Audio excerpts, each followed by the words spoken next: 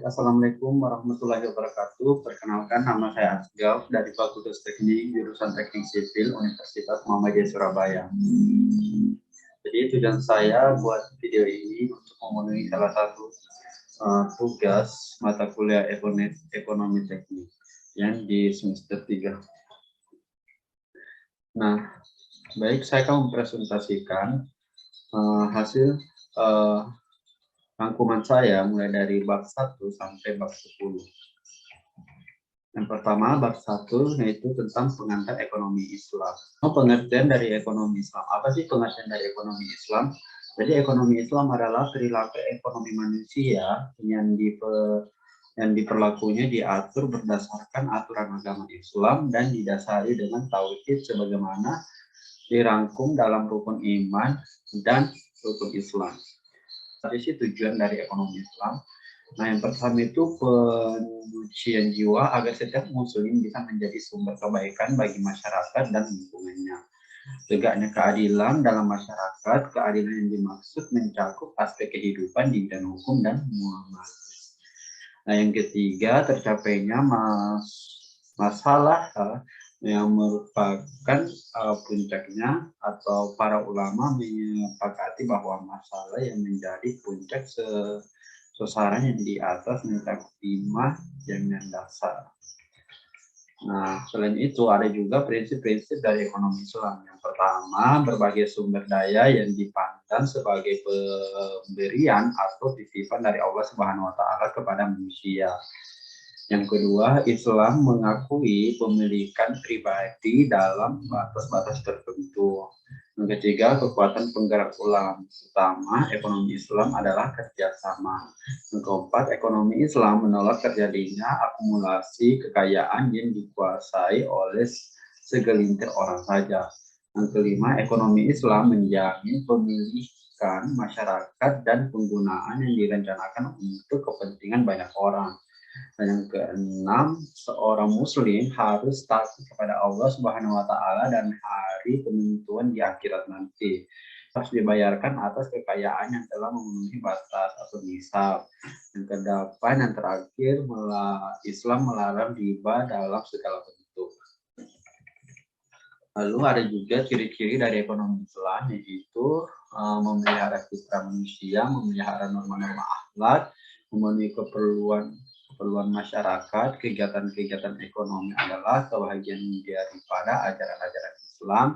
Yang kelima, kegiatan ekonomi Islam yang punya cita-cita luhur. Dan yang keenam, aktiviti ekonomi Islam. Ekonomi Islam menseimbangkan antara kepentingan individu dan masyarakat. Nah, yang selanjutnya ada ciri-ciri dari ekonomi Islam. Ada dua ciri. Yang pertama, ekonomi Islam merupakan bagian dari sistem Islam yang menyeluruh. Yang kedua, ekonomi Islam merealisasikan keseimbangan antara kepentingan individu dan kepentingan masyarakat. Nah, selanjutnya bab 2, landasan akidah, moral, dan yuridis dalam penilaian ekonomi Islam, dalam pengembangan ekonomi Islam. Nah, tujuan dari ekonomi membantu manusia untuk menyembah Tuhannya yang telah memberi rezeki dan untuk menyelamatkan manusia dari kemiskinan. Yang selanjutnya, Islam agama yang sempurna. Islam adalah satu-satunya agama yang mempunyai berbagai dimensi yang dapat menjawab berbagai persoalan asasi umat manusia sepanjang masa, termasuk masa kini dan masa yang akan datang. Nah, selanjutnya landasan-landasan ekonomi Islam, yaitu landasan akidah. Nah, selanjutnya ada landasan yuridis, bab 3. Bab 3 di mana kita di sini membahas tentang instrumen-instrumen dalam ekonomi Islam. Karakteristik ekonomi Islam yang memperdayakan dengan sistem ekonomi lain menurut ekonomi Islam, yaitu di mana terbagi menjadi 3. Yang pertama, barang apa yang seharusnya dihasilkan. Yang kedua, bagaimana cara menghasilkan barang itu. Dan ketiga, untuk siapa barang itu dihasilkan atau bagaimana barang tersebut didistribusikan kepada masyarakat. Nah, selanjutnya ada kepemilikan dalam Islam. Yang pertama ada sejak sejarah kepemilikan, yang kedua definisi pemilikan menurut ulama syariah, yang ketiga faktor penyebab adanya kepemilikan, dan keempat faktor adanya kepemilikan dalam Islam. Selanjutnya musyawarah bagi prinsip pengambilan keputusan. Jadi di sini musyawarah sudah terbagi menjadi dua. Yang pertama musyawarah, adanya musyawarah dalam pengambilan keputusan. Karena di dalam musyawarah semua peserta memiliki persamaan hak untuk mendapatkan kesempatan secara adil untuk mengungkapkan pendapat dan pandangan masing-masing terhadap suatu pengambilan keputusan. Yang kedua ada yang keadilan. Dalam Islam kebenaran adalah kebenaran, kesesatan adalah kesesatan, keadilan adalah keadilan, dan kesemuanya adalah berlaku mutlak terhadap siapapun itu di dunia ini. Selanjutnya pasar yang adil dalam media koordinasi. Dua landasan moral di mana menyebutkan dengan pasar yang adil atau gabungan antara persaingan dan kerjasama atau competition. Mekanisme pasar yang diberikan ruang gerak untuk penentukan harga, keadilan, dan masalah yang maksimum. Jadi bukan pasar umum. Nah, selanjutnya ada bab 4 yang dimana membahas tentang keuangan publik Islam. Dalam tahap awal perlu dikaji bagaimana keuangan publik ini diperhatikan oleh Rasulullah SAW dan para sahabatnya. Prinsip-prinsip apakah yang bisa diberikan dari sunnah Rasulullah SAW dan sahabatnya, dan bagaimana investasi keuangan publik Islam dalam masa kekinian. Nah, yang pertama selanjutnya sejarah keuangan publik Islam. Keuangan publik pada masa Rasulullah, negara Islam pertama yang dibangun di dunia adalah negara yang dibangun Rasulullah di Madinah. Yang kedua, pemegang keuangan publik pada masa Khalifah Rasyidin. Ada 4 pemegang publik. Yang pertama, Khalifah Abu Bakar Siddiq, Khalifah Umar bin Khattab, Khalifah Utsman, dan Khalifah Ali bin Abi Thalib. Nah, selanjutnya karakteristik keuangan publik yang berdasarkan keadilan. Yang pertama, hajat hidup orang banyak harus dikelola dan menjadi tanggung jawab negara. Rasulullah pernah bersabda bahwa manusia berserikat dalam 3 hal, yaitu api, air, dan rumput. Yang kedua, mekanisme pasar harus berjalan sempurna, yang ikhtiar dan spekulasi harus ditangani. Selanjutnya, instrumen pembiayaan publik. Kebijakan fiskal belum dijalankan sebagaimana dilakukan pada analisis kebijakan fiskal dewasa ini, karena memang belum ada pemasukan negara saat itu. Rasulullah dan stafnya tidak mendapat gaji sebagaimana lazimnya suatu pemerintahan. Kemudian bab 5 yang membahas tentang prinsip konsumsi Islam. Nah, jadi keinginan untuk memenuhi kebutuhan hidup merupakan naluri manusia sejak kecil, bahkan ketika baru lahir.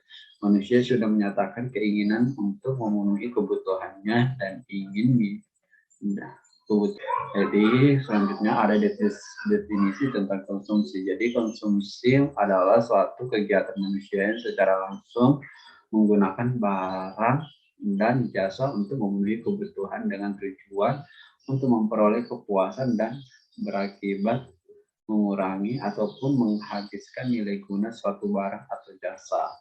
Jadi prinsip konsumsi dalam Islam ada 5. Yang pertama prinsip keadilan, prinsip kebersihan, ketiga prinsip kesederhanaan, keempat prinsip kemurahan hati, dan terakhir prinsip moralitas. Nah, tujuan dari konsumsi sendiri didasari atau tidak sesungguhnya pola konsumsi dan gaya hidup tidak cenderung merugikan diri sendiri. Nah, di sini ada 3 fondasi dasar ekonomi Islam. Yang pertama, keyakinan akan adanya hari kiamat dan kehidupan akhirat. Yang kedua, konsep sukses dalam kehidupan seseorang muslim diukur dengan moral agama Islam dan bukan dengan jumlah kekayaan yang dimiliki. Dan yang terakhir, kedudukan harta merupakan anugerah Allah dan bukan suatu yang dengan sendirinya bersifat buruk. Nah, di sini ada 3 juga dasar hukum perilaku konsumen. Sumber yang berasal dari Al-Quran dan Sunnah Rasul, sumber yang ada dalam Al-Quran. Yang kedua, sumber yang berasal dari Sunnah dan Rasul. Dan yang ketiga, ijtihad para ahli fikih. Nah, selanjutnya di sini ada bab 6 yang membahas tentang jual beli. Jual beli ialah persetujuan saling mengikat antara penjual, yakni pihak yang menyerahkan atau yang menjual barang, dan pembeli sebagai pihak yang membayar atau membeli barang yang dijual. Nah, di sini dalam jual beli memiliki rukun jual beli. Yang pertama, orang yang melaksanakan akad jual beli, atau kedua sikap, ijab, dan kabul. Jadi kalau keempat, nilai tukar barang yang dijual. Selanjutnya ada hal-hal yang terlarang dalam jual beli. Jual beli yang sah tidak terlarang yaitu jual beli yang terpenuhi rukun-rukun dan syarat-syarat seperti yang telah dijelaskan sebelumnya. Jual beli yang terlarang dan tidak sah yaitu jual beli yang salah satu rukun atau syaratnya tidak terpenuhi, atau jual beli. Dan selanjutnya ada kiar. Kiar adalah mengecualikan selain jual beli, misalnya ibrah atau membebaskan tantangan utang. Tiba tidak berimbalan, berserikatan, kirat, dan hiwalah, kitabah, dan ijara yang sekalipun masih dalam tanggungan atau ditentukan dengan waktu. Di sini ada 3 jenis macam, yaitu kiar syarat, kiar masyruh atau disyariatkan, dan kiar rusak, dan kiar majelis. Nah, selanjutnya bab 7 ada teori tentang harta. Nah, semua harta atau kekayaan yang ada di bumi ini pada hakikatnya adalah milik Allah Subhanahu wa taala secara mutlak dan tunduk kepada aturan yang telah digariskannya. Dan semua yang ada di langit dan di bumi ini sebenarnya diperuntukkan bagi manusia untuk keperluan hidupnya. Hal ini sesuai dengan firman Allah dalam Al-Quran surah Al-Baqarah ayat 29. Nah, hubungan manusia dengan harta. Jadi hubungan manusia dan harta itu memiliki 3 hubungan. Yang pertama, Allah sebagai pemilik yang hakiki dan kekayaan ini diberikan mandat kepada manusia untuk mengatur harta benda yang mereka miliki dengan sebaik-baiknya. Yang kedua, konsep tentang kepemilikan harta oleh manusia yang tanpa batas adalah sesuatu yang tidak diterima Al-Quran.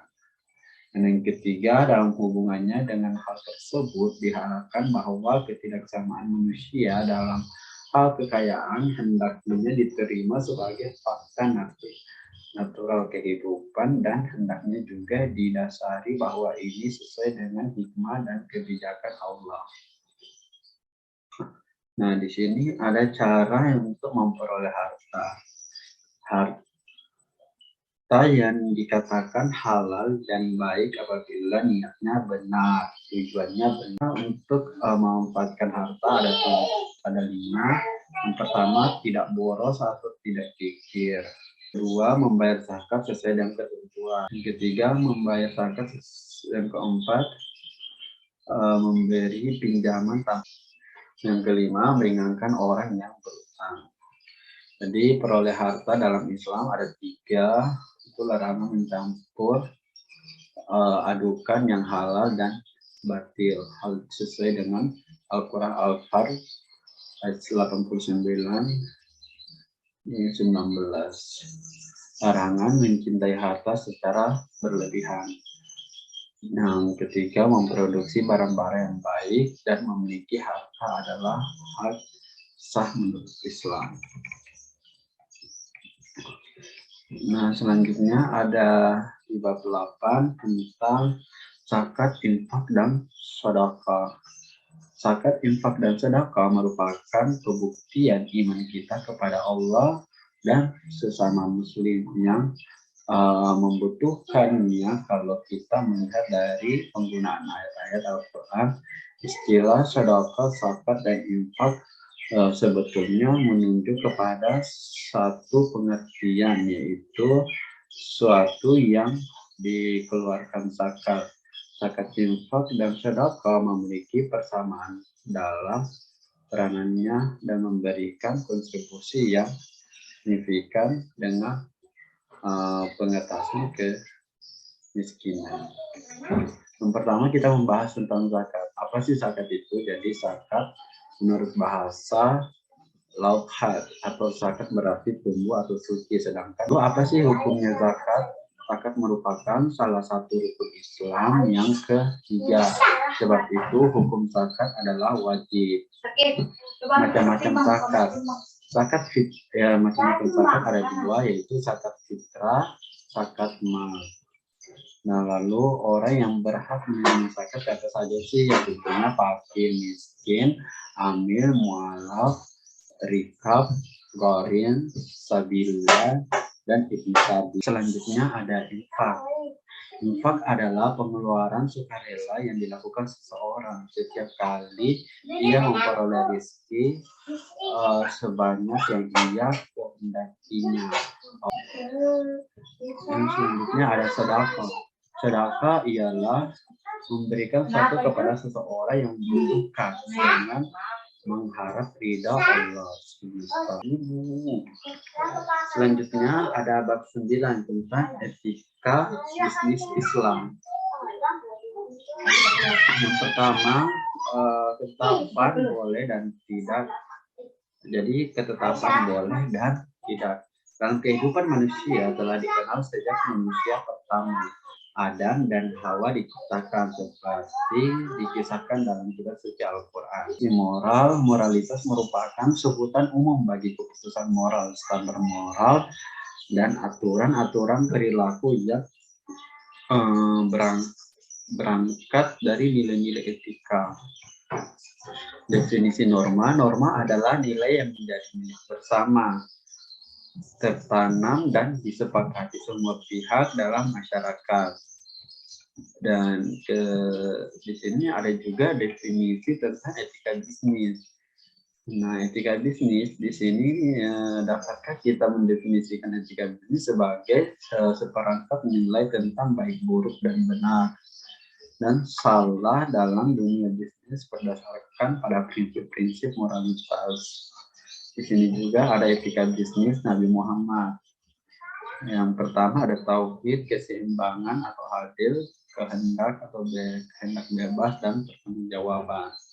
Nah, selanjutnya ada kunci bisnis menurut Nabi Muhammad. Yang pertama, kita harus jujur dalam bisnisnya, berprinsip pada nilai ilahi, berprinsip kebebasan individu yang bertanggung jawab, dan keadilan dan keseimbangan, tidak hanya mengejar keuntungan dan berniat baik di bisnisnya, berani mewujudkan mimpi, dan yang terakhir menjaga nama baik.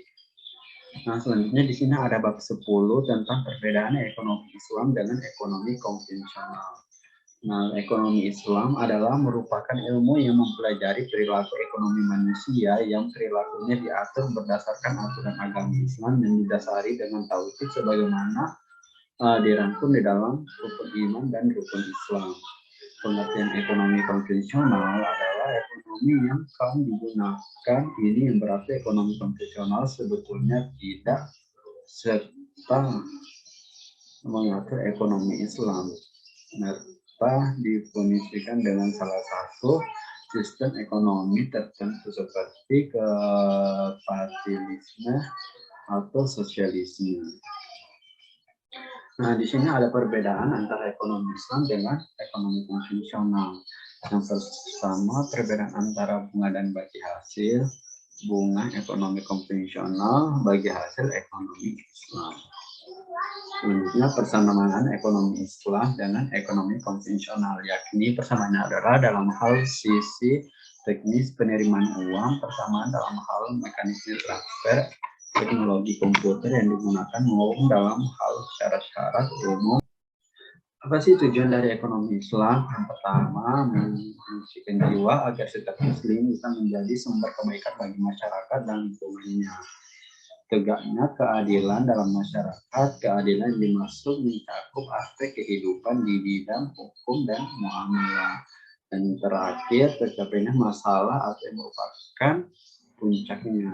Selanjutnya ada, nah tujuan dari ekonomi konvensional sendiri adalah mendapatkan keuntungan sebesar-besarnya dengan biaya serendah-rendahnya, tanpa diberi catatan tambahan mengenai nilai moral, etika, norma agama. Selanjutnya sistem ekonomi konvensional sendiri yaitu adalah dianggap kurang mensejahterakan manusia sehingga memberikan ruang untuk mengikut ruang untuk bangkitnya ekonomi Islam.